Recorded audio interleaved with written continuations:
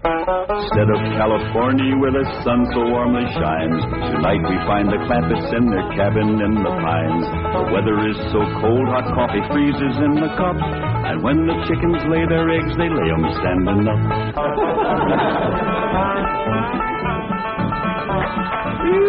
Doggy's gonna be a cold one tonight. Somebody better get ready to pry that sun up in the morning to get it started. Yeah, sure will be glad to get back to that nice warm mansion in Beverly Hills. It ain't no fun sleeping on this cold, hard floor. That's a fact. You think that's bad? You ought to try sharing a room with that wild daughter of yours. Well, leastways, you got a bed. That ain't a bed. That's a nest, a roost, and a den and a hutch all in one. Is them animal friends of Ellie's still coming in at night, Granny? Everything that can get through the window. Why'd you shut the window? Because I can't sleep without fresh air, especially with that third party in bed with us. What third party? Elly, can you come out here and bring your friend with you? Yeah, Granny. Don't you worry about it, Granny. I'll chuck it out. Whatever it is, you got to get your sleep. Granny. Your pa wants that polecat. Give it to him. Now, wait a minute. Don't point that thing at me. You don't want to get drove outdoors on a night like this. Well, don't you want him, Pa? I just want to say that Granny'd appreciate it if he'd have this little fella sleep with his own family. All right, I'll go get the others in. No. Outdoors with his family. Otherwise, when we go to California, they might not take him back in. And if a skunk ain't welcome with his own family, he just about ain't got nobody to turn to. All right, I'll put him out the window. Uncle Jed, why can't we go back to Beverly Hills right away? Reckon we can tell him the truth, Granny? I reckon he's big enough. Well, you see, we promised your ma we'd stay here and help her till she gets herself married to Mr. Brewster. Well, how long will that take? Well, it hadn't ought to take long. She's got him boarding in your room now where she can get at him. Pearl told me tonight. She's gonna feed him into a stupor, then set him in the parlor and sing to him until he proposes. That's a powerful combination. Pearl's cooking and singing. Yeah. If he can get God, Pearl will get him. Ain't that a precious picture? Niagara Falls, where the honeymooners go. Understand they're having special winter rates there now. I think I'd better turn in. I've got to get up awfully early. No. You sit down and relax. Jeffrey and me's got a special surprise for you. It isn't food, is it? Food for the soul and the spirit. Music. What would you like to hear? Oh, anything you'd like to sing. Well, I'll just pick out something at random. Let's try this, Jeffrey.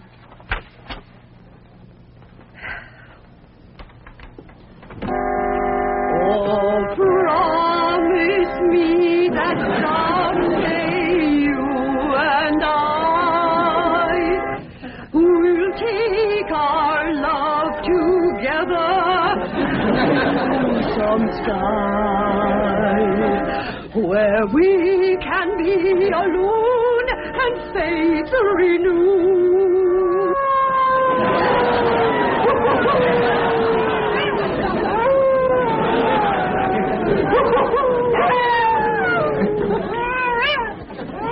Uncle Jed, what's got them wolves so stirred up tonight? Oh, but something sure is setting them off.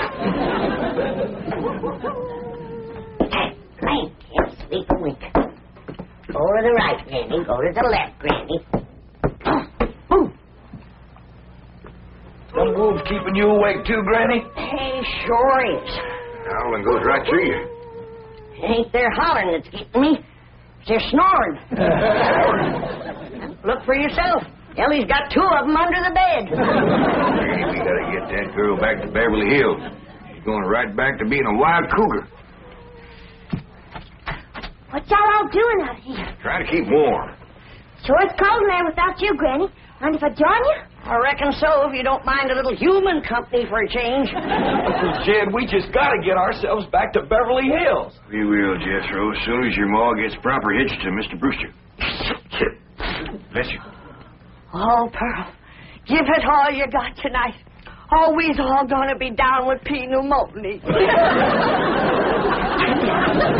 Just a song at twilight when the nights are low and the flickering shadows softly come and go.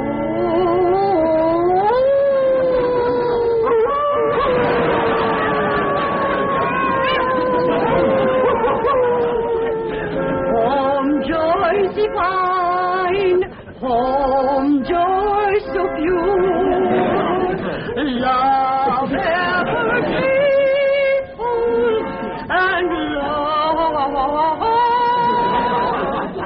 ever sure. That was a wonderful concert.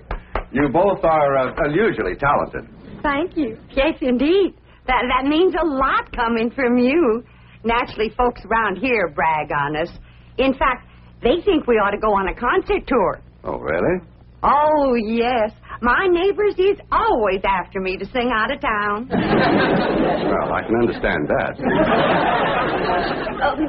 Mr. Brewster, do you really like music and singing? Well, I used to. I mean, I used to sing a lot myself in college musicals, amateur theatricals. Was you on the stage, Mr. Brewster? Oh, yes. After college, I did quite a bit of little theater work, summer stock. Matter of fact, there was a time when I seriously considered the stage as my career.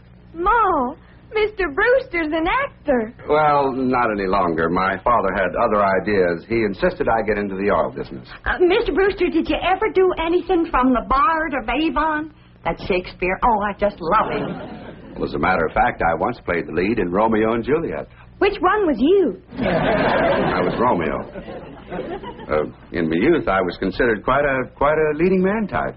And there were those who thought I had rather a handsome profile. Well, you still got it. And I'll bet you can act to beat the band. Oh, come on. Take off a part for her. Something from Shakespeare. Sit down, Jeffrey. Well, I doubt if I can remember anything. Oh, please, Mr. Brewster. Well, perhaps I can recall something from the balcony scene. Let's see now. How does it go? But soft, what light through yonder window breaks? It is the east, and Juliet is the sun. Arise, fair sun, and kill the envious moon, who is already sick and pale with grief, that thou, her maid, art far more fair than she. Go to bed, Jeffrey. I think I'll turn in. Oh, well, please, do some more of them love speeches from Shakespeare. Well, my throat is a little sore. I think I'd better gargle a little warm salt water and go to bed. Well, I can take care of you. That's another one of my specialties. Nursing the sick. Well, it might be the flu bug, and you wouldn't want to catch it. Good night. If his flu bug is as hard to catch as he is, I got nothing to worry about. Jed, have you ever known it to be so cold? Never have, Jethro. This ain't cold. Your blood is thinned out from living in California. You say this ain't cold, Granny? Look who else is huddled up to the fire. Elly and her wolves.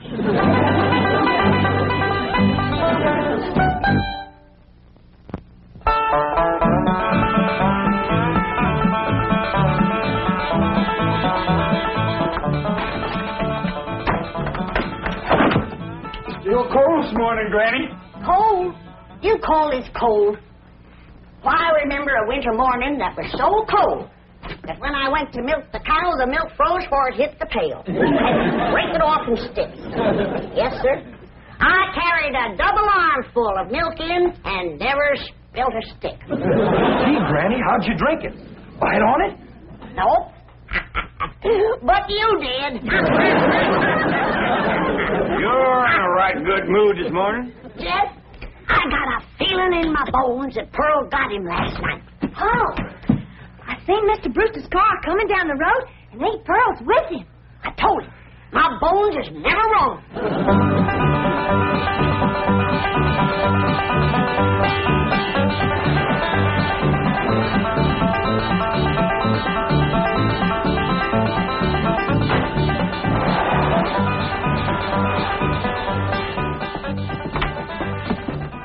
When's the wedding, Pearl? Be there in church? Yeah, let's see your ring, Pearl. You want me to carry Mr. Brewster over the threshold for you, Ma? You don't look too happy. She don't sound too happy neither. Oh, all women folk cry when they're about to get married. I didn't get him. Oh. Did you try your best, Pearl? Oh, Granny, I throwed the book at him. Cooking, sewing, singing.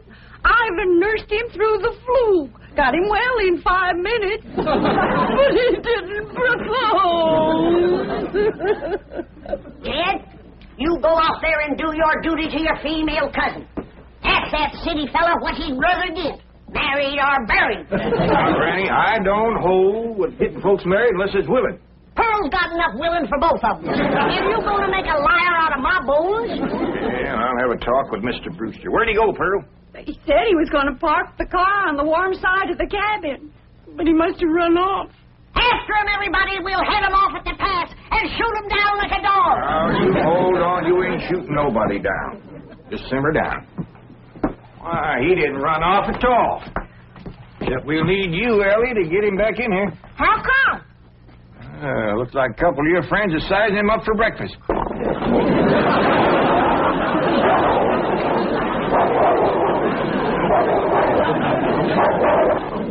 Well, in all sincerity, Mr. Clampett, your cousin Pearl is a very remarkable woman. It's just that, well, I don't want to get married. Oh, I understand that, Mr. Brewster, and I thank you for speaking the truth like a man, but my cousin Pearl has got herself a problem. Oh, what's that? Well, ain't no secrets in the hills, and everybody and his dog knows that you've been boarding with her over at her place, and they all know she's had her cap set for you. And, oh, I ain't blaming you, Mr. Brewster. Jed? Did he say yes? Can we come out now? Not yet a while, Granny. Well, if you're too chicken to shoot him, Ellie's got her wolves standing by. Mr. Brewster, in order to save my cousin Pearl from shame, I'm going to ask you to do me a big favor. Anything I can do. I want you to propose to her in front of somebody. But... And let her turn you down, of course. Oh, I see. Of course, yes, that'll save face. Pearl will know that she's supposed to turn me down. Oh, sure, we'll have an understanding with Pearl. Now, the one I think you ought to propose in front of is Elverna Bradshaw. You know, Mr. Clampett, this idea of yours is quite inspired. Oh, just a notion. You see, Elverna is the biggest gossip in the hills. No, really, it's brilliant. It combines drama, pathos, suspense. It has a happy ending. Great third-act curtain. It's real theater. Of course, you'll have to be convincing, so Elverna will... Convincing? Why, I'll give a performance the people of these hills will remember as long as they live. Well, just so that... When Pearl Bodine turns down my impassioned proposal of marriage, there won't be a dry eye in the house. Elverna, don't cry easy. Oh, well, now, surely you're not going to waste this dramatic scene before just one person. Well, I reckon Elverna's daughter... I've got it. I've got it at the movie house where Pearl plays the piano. You want to propose there? Well, it's perfect. Everybody in town will see it. I want to kind of shame you to be turned down in front of all them people? Well, it's just a performance. I've learned one thing in the theater. An actor always gives a better performance in front of a full house. Well, doggies, that sure is nice, sir. It's my pleasure, Mr. Clampett. Mrs. Bodine, Granny, come on in. Come on in, everybody. How about everybody? I reckon we'd better let Mr. Brewster tell you what's going to happen. Well, tonight at the movie house, Mrs. Bodine, while the whole town looks on, I'm going to ask you to marry me.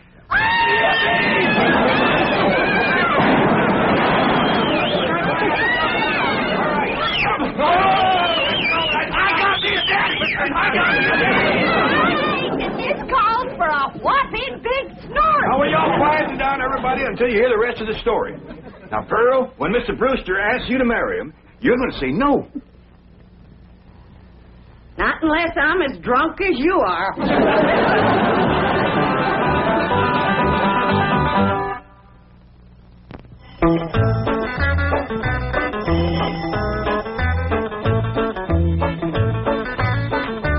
Howdy, Pearl. Evening, Pearl. Evening, Granny. Jethro went on ahead down to the theater to get a fire going in the stove. Where's Jethro, Aunt Pearl? Why, she's in her room getting dressed. Go on in and see her. Granny, what happened to your mink coat? This is it. tonight's kind of special, so I'm wearing the pretty side out.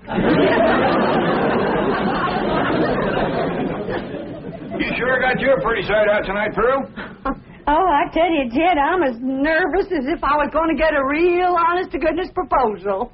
And it would be real if your cousin Jed would do his duty and hold a shotgun on that fella, Brewster. Now, ladies, let's settle for what we got.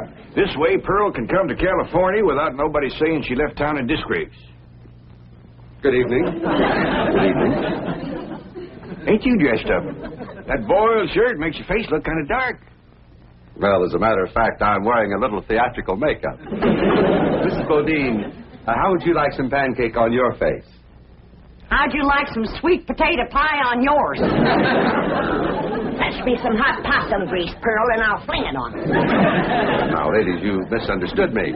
Pancake is a type of makeup we use in the theater. An actor, like myself, would feel positively undressed without it. I thought you was an oil man. Well, that's my business. But at heart, I shall always be an actor. Say now, speaking of acting, you two got it figured out what you want to say? Oh, yeah, we rehearsed 12 times. Mr. Brewster will be sitting on the front row, and when the picture's over, he'll jump up and he's... Excuse me. I've been thinking about that. I believe it would be more effective if I made an entrance. Entrance? Yes, I'll come down the aisle. Oh, all right. And then Mr. Brewster's going to say, Mrs. Bodine, don't go to California with your cousin Jed. Stay here and be my wife. I've been thinking about that, too. After a big entrance down the aisle, that's going to seem like a pretty flat opening speech. Well, you just say what you want to say. All I got to say is, no, I won't marry you. If that's Homer Winch, I'm going to hit him right in the head.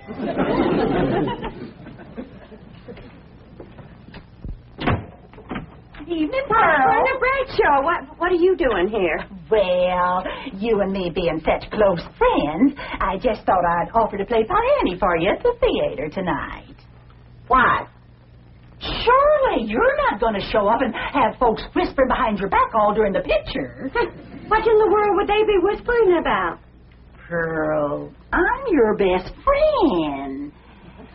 You don't have to pretend with me. The whole town knows how you've been flinging yourself with that brother of yours. For your information, Verna Bradshaw, Mr. Brewster proposed to me 12 times today, and 12 times I turned him down.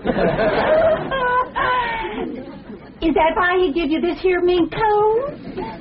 'Cause you turned him down? This here mink coat was given to me by my niece, Ellen May Clampett. Oh, Pearl, I keep telling you, you don't have to pretend with me. I'm your best friend. Well, Verna Bradshaw is your best friend. You're up to your eyeballs in enemies. Mr. Brewster, if you was to go in there now and propose in front of Elverna, you could save yourself a trip to the theater. And the news would get around a heap quicker. You don't understand, Mr. Clampett. An actor needs an audience. Verna, if you don't mind, I'd like you to get out of my coat and out of my house. I'm going to be late for the theater. Pearl, take your best friend's advice and sneak out of town quietly. You can depend on me to smooth everything over. Thanks for nothing.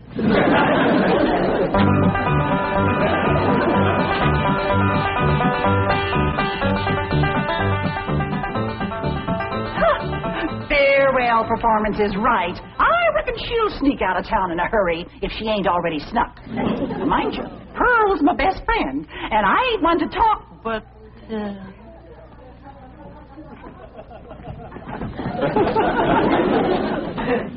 Good evening, lady. You too, Elverna. I noticed Mr. Brewster wasn't with her. Oh, and did you see that mink coat? Well, I wouldn't trade this little band of gold and a home-loving husband for a dozen mink coats. Would I, Luke? Luke? Luke Bradshaw! That sneak, he got away again.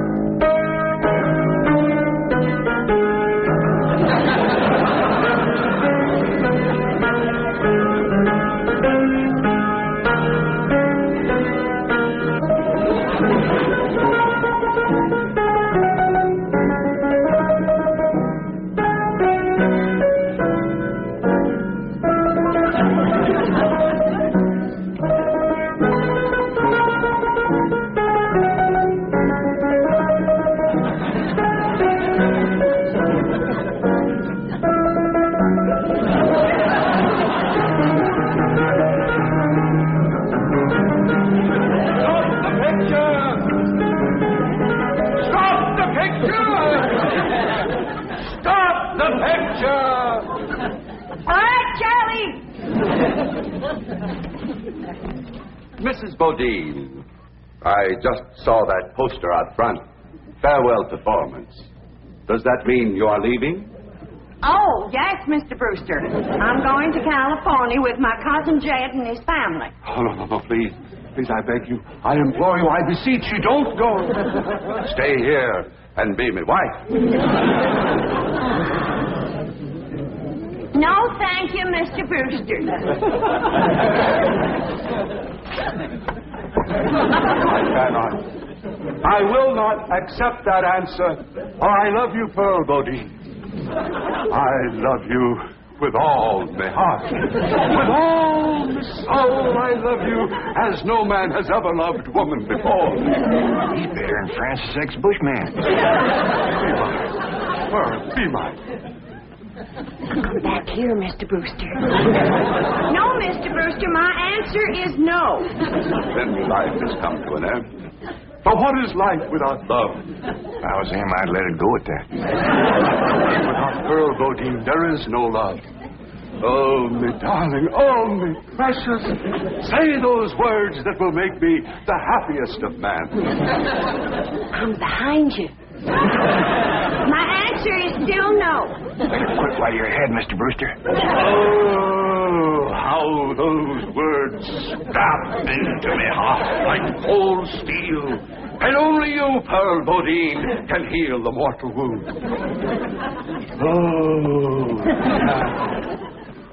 moon of me desire, marry me, Pearl.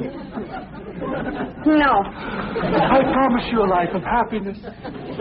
No? A life of luxury. No. Oh, me darling, look into me tear-stained eyes. Look into the tortured face of your love slave. Free me with that one divine word. Say yes. Say yes, and together we will enter a paradise of love everlasting. Yes, I'll marry you.